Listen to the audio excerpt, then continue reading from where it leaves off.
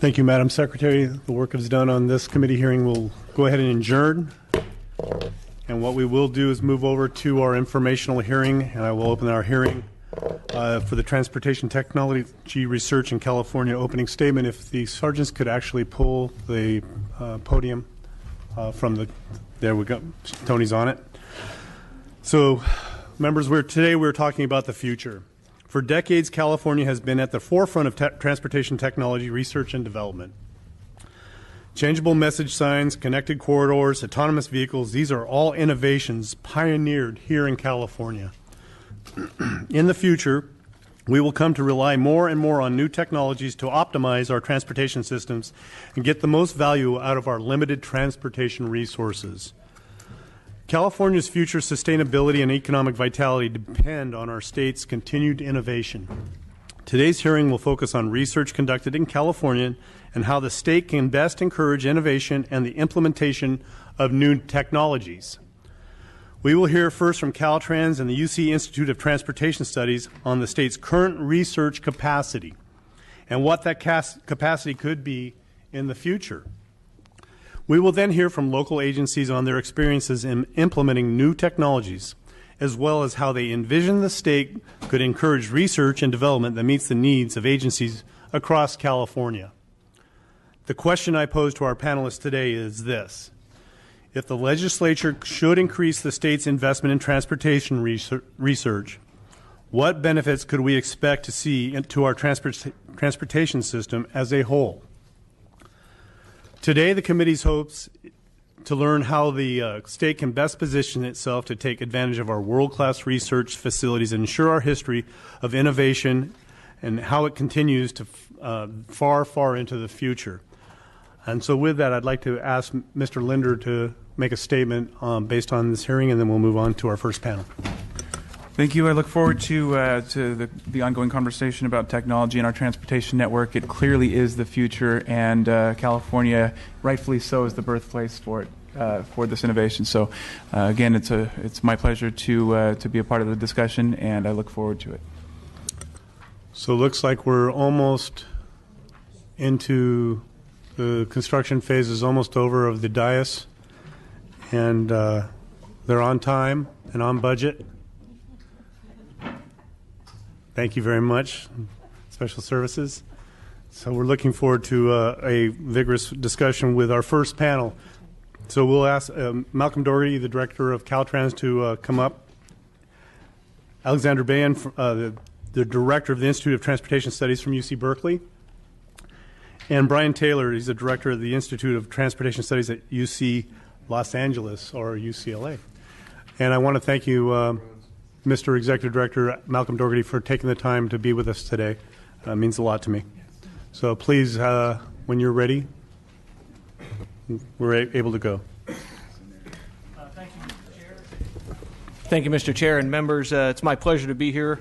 Let me express my appreciation for the subject matter that we're talking about today. Let me also thank my counterparts here at the table for their efforts in research in California, representing much of the research institutions throughout California, University of California, as well as CSU and other fine research institutions on transportation. I'd like to just give you a quick overview of our transportation research program in the state of California, and then I'll yield as much time as possible to answer any questions that you may have, as well as yield the floor to my cohorts on the panel. Our research program mainly has two funding contributions, funding sources, one from the federal state planning and research program, and then also the state highway account. Our 15-16 research budget is approximately $26.8 million, and it is about evenly split from one year to the next from federal contributions as well as state highway account contributions.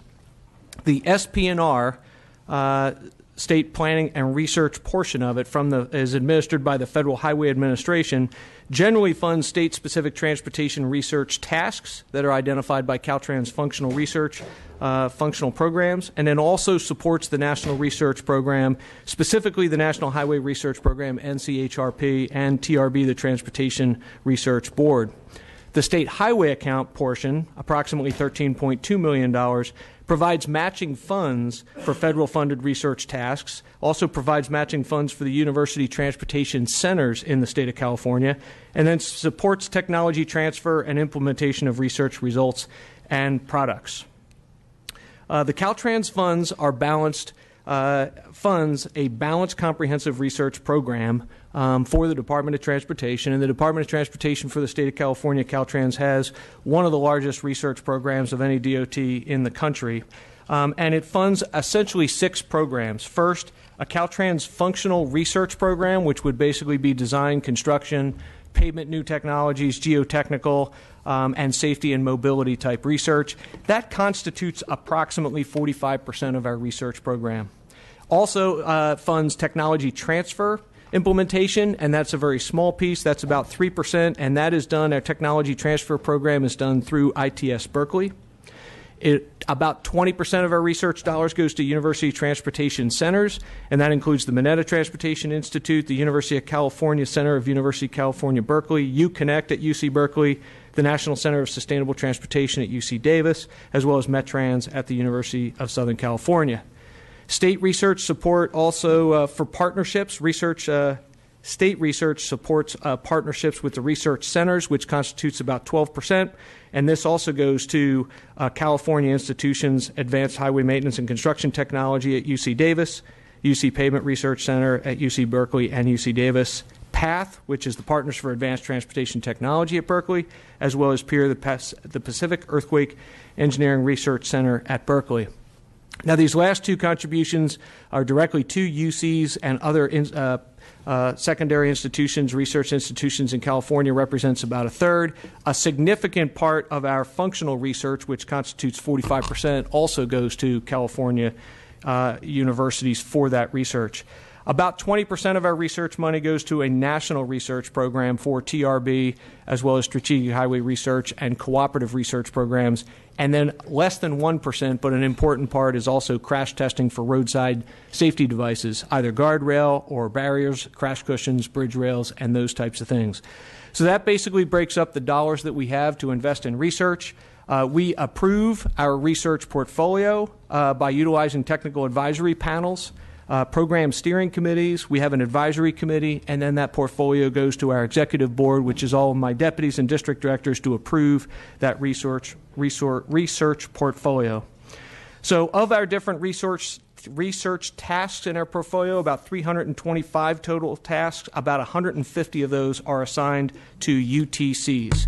I think the last thing that I would like to touch on is the differentiation between the UTCs as well as ITS, the Institutes of Transportation Studies. The University of California Institutes of Transportation Studies reside at 4 UC campuses, UC Berkeley, UC Irvine, UC Davis, and UC Los Angeles, UCLA, and they received $980,000 directly from the public transportation account for ITS, and is actually separate from our research program. So with that, I will cut off my comments there. I do want to express my appreciation to the universities in California, specifically CSU and UCs, for the research that they do. The research absolutely advances the conversation of new technology for transportation across the board on mobility and safety, and new technology for pavement as well as bridges. So thank you very much for having me, and I'd be happy to answer any questions when the time comes. Thank you. Next speaker, please.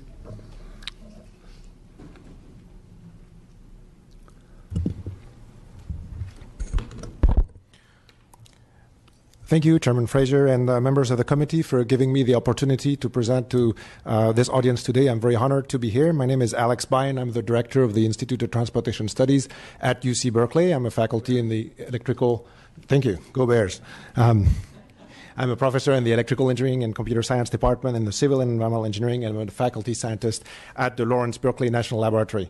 Today, I'm going to present a few highlights from the research done at the University of California and present to you about the Institute of Transportation Studies. ITS was founded in 1947 by an act of legislation to basically respond to the lack of maintenance in transportation infrastructure during World War II. The initial allocation of funding was $910,000 a year, which has been slightly modified but not changed much since World War II. But in the meantime, the institute grew a lot, and after its first branch opened at Berkeley in 1947, 3 other branches were opened, UC Irvine in 1974, UC Davis in 1991, and UCLA in 1992, and Director Taylor will present on behalf of UCLA, UC Davis. I will focus on UC Berkeley and UC Irvine. You could characterize the 4 missions of the Institute of Transportation Studies as follows.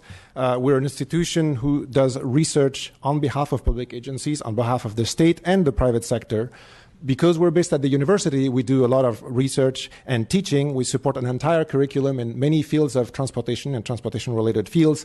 We have a tech transfer program. Director Dougherty alluded to it in the previous allocution, which provides a lot of transition work from the research environment to the professional sector. And we have one of the largest libraries in the field of transportation in the United States. What I want to do over the next 2 or 3 minutes is to give you a few snapshots of the research done at UC Berkeley, and then I will proceed with the same with UC Irvine. At Berkeley, the work we do is organized within 8 research centers. Historically, you can see on the left of the graph here, the Pavement Research Center was the first center we created, and that's mostly about that deferred maintenance during World War II. This center is still very active because of the large infrastructure we have in California. But of course, since then, our activities have expanded quite a lot. They span a lot of different fields. You can see PATH, the Partner for Advanced Technology, which deals with a lot of intelligent transportation systems work we do. Next door is a center which focuses exclusively on aviation. SafeTrack on safety. Safety is very important for California. TSRC on sustainability, another major problem in our growing infrastructure. And recently we launched a new center called the Smart Cities Research Center together with Lawrence Berkeley National Lab, focused on energy. All these different centers enable us to tackle a lot of different problems, and I'd like to show you 4 snapshots of history that will give you a flavor of what we've been doing with this. Now, a lot of you have crossed the Bay Bridge at a time when it's metered, and this infrastructure goes back to the 1970s. In the 80s, Dolph May, who was a very prominent professor at the Institute of Transportation Studies, worked on algorithms based on fuzzy logics, a field invented at Berkeley, to make traffic flow better on the bridge. These algorithms have been working to this day, and it's very nice to see that with a new bridge, as we're updating the infrastructure, UC Berkeley is very involved. This is an example of work done on behalf of the state from which our citizens benefit on a daily basis. These movies that you see represent some of the activities we've been doing since the 90s. Everybody's talking about automated cars, but you should know that in the 1990s, we were already doing the first test. The movie you see on the top left represents a platoon of 8 cars driving automatically. None of the vehicles you see here have a driver actually touching the wheel. And, you know, this research has really helped California a lot over the years. We work a lot on platoon trucking. You will hear later all the work done on trucking. Trucking is very important for California. We have to make this more efficient to reduce emissions. The snowplow you see was built directly on behalf of Caltrans on the very difficult routes. If you've ever driven to Tahoe to go skiing, you know how difficult it is to drive. This is driving without a pilot, basically. And today we're operating automated bus lines, also in production mode. That shows you how far we've brought the field. We look forward to continuing bringing this technology to serve California better. The third project I wanted to talk briefly about was called Mobile Millennium. Mobile Millennium was the first traffic app ever deployed in North America to gather traffic information from GPS-enabled smartphones that run on RIM, that's BlackBerry, and Symbian phones. This is before the iPhone had a GPS and before the Android existed. It's a beautiful example of a 3-way collaboration between Caltrans, the industry, and academia. And what's most important about this project is that on top of being that first instantiation, it led to the first procurement of GPS data by the state of California. We administered this with the help of Caltrans on behalf of the state because the state did not know how to buy that data. The state will use a lot more of this data in the future, and it was very much of an honor to be able to define the procedures that will lead to this type of acquisition. The last example I would like to talk about, I'm sure that you're very familiar with. If you've driven in the Bay Area, you've seen the changeable message signs. When these were installed, the software Mittens, which was built at UC Berkeley, was the first software used to compute the travel times that we see on these changeable message signs. So hopefully next time you drive by then, you will remember us. This is very important because it not only promotes better travel information to California citizens, but it also promotes multimodality. And we all know that the future of California's mobility will rely more and more on using different modes of transportation. I want to spend a couple of minutes to talk about ITS Irvine, and Director Taylor will talk a little bit about UCLA and Davis. We work pretty much hand in hand across the 4 campuses here. And so as I showed before, the technological advancements done on the trucking, UC Irvine has been working a lot on truck inventory. It's very important when you work at the state level to have this inventory, and you can see the nice complementarity between the different campuses, the technology being developed in one campus and the policy enabling technology for inventory being developed on another campus. Another such example is the hydrogen work done at UC Irvine, where Irvine has been working very actively on understanding where should you place hydrogen charging stations should that technology take off predominantly in California. And what you can see on the left picture here is at Berkeley we have a hydrogen charging station, another very good example of complementarity of the different campuses here. In my final minutes, I would like to talk a little bit about the future, mostly in response of the question you asked Chairman Fraser. And with that, I'd like to start with the fact that the future is very uncertain. In a future of automated vehicles, we could see a situation in which the energy footprint of transportation and mobility could go up by 200% in California by 2050. And that's mostly a scenario in which you would see full streets with lots of traffic jam with cars that are empty but self-driving. The future could also bring much better situation in which the energy footprint of mobility goes down to 90%.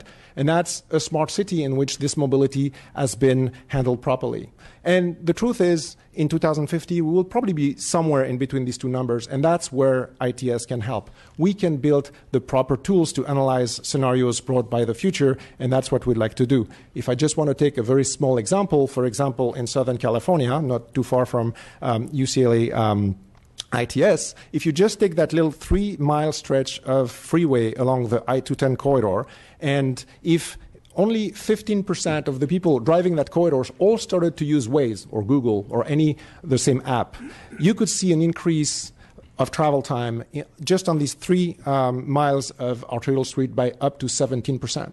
And you can imagine how bad that would be for the local cities. And this is going to come to all your cities at some point. So the question here is, as these apps and as these mobility solutions develop, we should try to figure out the way to reallocate the traffic. If traffic starts to move from freeways to cities, California benefits overall, but it will have an impact on the cities, and we should have a mechanism to make sure we account for it so that everybody is made even in that process. This is where the simulation tools we develop in academic settings can be very helpful. For example, along the 210 corridor in Los Angeles, some of the work we've been doing consists in understanding how to best move people through corridors if alternate modes of transportation are used. For this, we need very sophisticated models that make use of a lot of the data we have here. We are sitting at the time of a revolution. This is the age of big data. This is the age in which we have new data sets coming from GPS, from cold data records, and many other sources listed here with the partners we have. The ability it gives us is the ability to see exactly where is congestion coming from, what areas of the city does it impact, how could you remove it if you introduced more mobility. And with this last slide, what I'd like to say is that we pretty much look forward in the future to working on behalf of the state to understand how to bring these questions, an answer to these questions. There's many more questions that come our way. The impact of mobility as a service with companies like Lyft and Uber, will that increase or decrease single vehicle occupancy trips and the corresponding miles? With the loss of control of mobility by traditional agencies or companies with emergence of paradigms like Waze, what will it do to greenhouse gas emissions? With connected and automated vehicles, are we going to end up in a total gridlock because people can live twice as far and afford to sleep in their car when they go to work? Or will we have free-flowing freeways? And finally, for example, with e-tailing, with the fact that you can order an item a day on Amazon and have a truck delivered to your place, what will that do to the urban freight mileage? Instead of doing one single trip a week to the Home Depot if the truck comes to your home every week.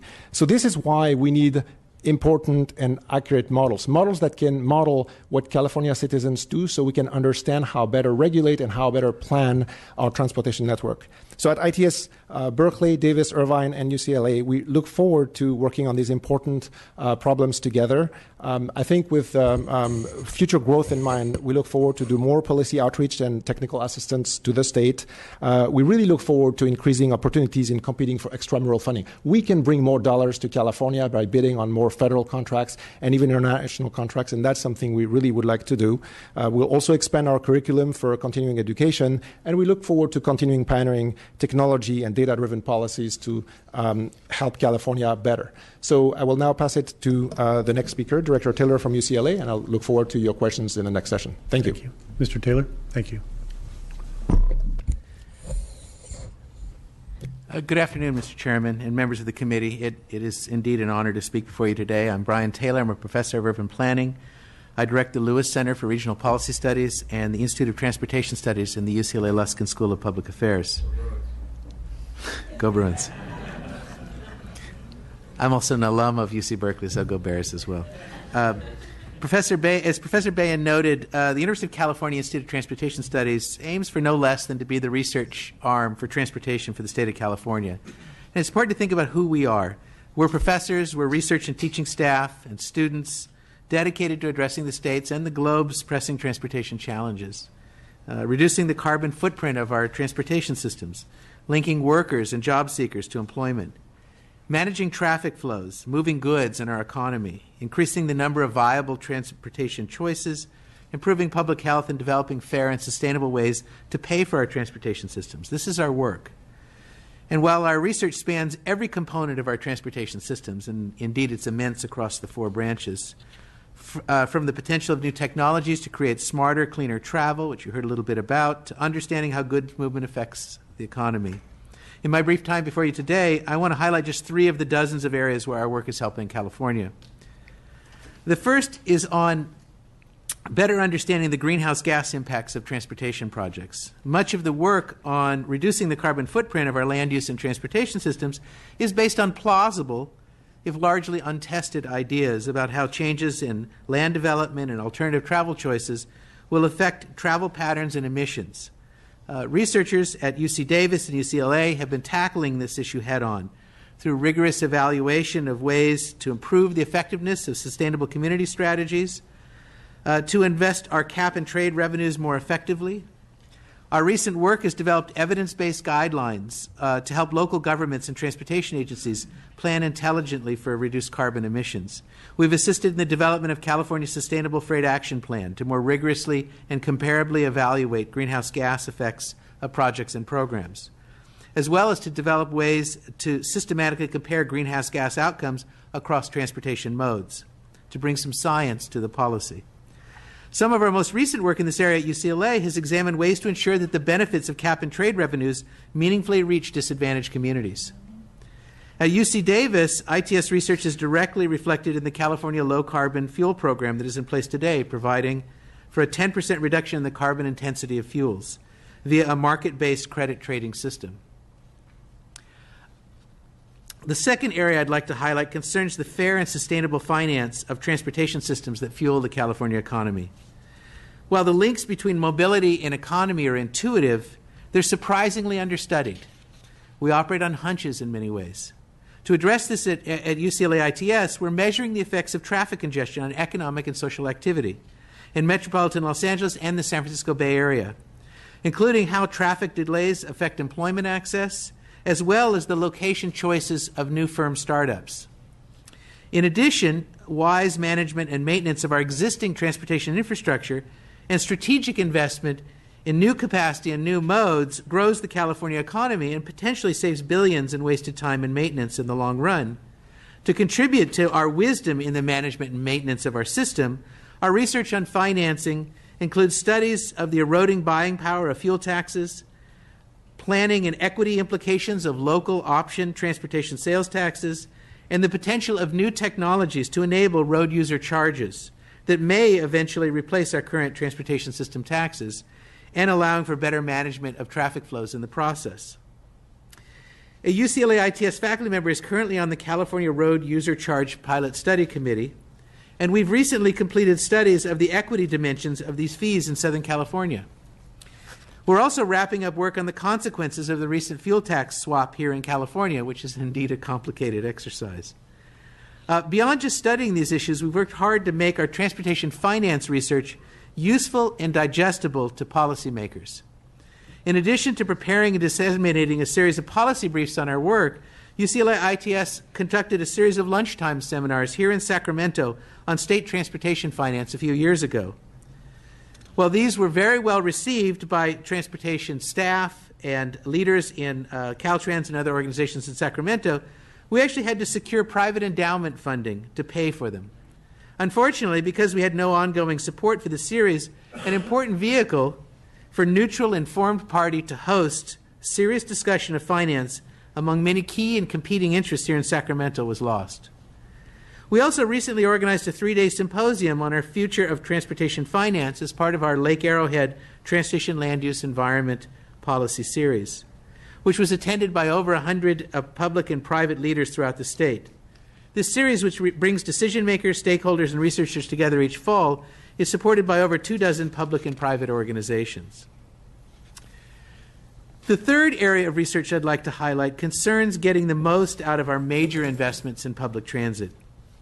While capital investments in public transit are up significantly around the state during the 2000s, reflecting an admirable commitment of California voters to expand public transportation services, operating and maintenance expenditures on transit are failing to keep pace, and transit ridership is lagging on many systems around the state. In response, UCLA ITS researchers have embarked on a series of studies focused on ways to squeeze more bang for the buck out of these major new investments. We've examined ways to think outside the bus to improve the waiting and transferring experience for travelers, as our research has found that this outside the vehicle experience is one of the most important determinants of transportation use.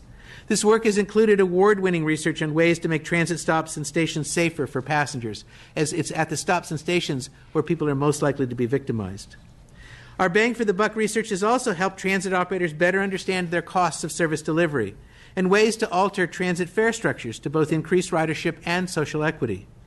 Relatedly, work at UCLA ITS on the high cost of free parking has had wide-reaching impacts throughout the state. One recent highlight, this research has resulted in a state law change reducing minimum parking requirements at transit-oriented developments. This is a crucial reform that will make these developments more affordable and attractive to transit riders in the years ahead. Finally, we're also working with the state to get the most out of its high-speed rail investments. To help pay off in the long run, high-speed rail will need to be well integrated with existing local development and their local transportation networks. Accordingly, our work on this topic has included studies of the integration of future high-speed rail station areas to local area development and to those local transportation systems. And finally, a UCLA ITS faculty member sits on the state-appointed review committee examining the evolving California high-speed rail business and financing plan. Let me conclude by referring you to a recent New York Times piece entitled, "Research Ideas Help No One on the Shelf, Take Them to the World." In a world where ITS doesn't exist, San Francisco would not be in the midst of a revolutionary experience in how they manage their parking. But too many other game-changing ideas, some of which Professor Bayan referred to, for increasing the efficiency, the effectiveness, the equity, and the sustainability of the Golden State's transportation system remain on the shelf, in part because we don't currently have the resources to take them to the world. Thank you very much. Thank you very much with that. Any questions of the committee that would like to move forward with our panel? Because I have a few questions I wanted to get started off with, but if you have some, here's your shot. Ms. Brown, looks like you reached for your mic. Thank you. Thank you very much. Very, very interesting discussion. I wanted to find out more about how you think we can reach the disadvantaged communities with cap and trade.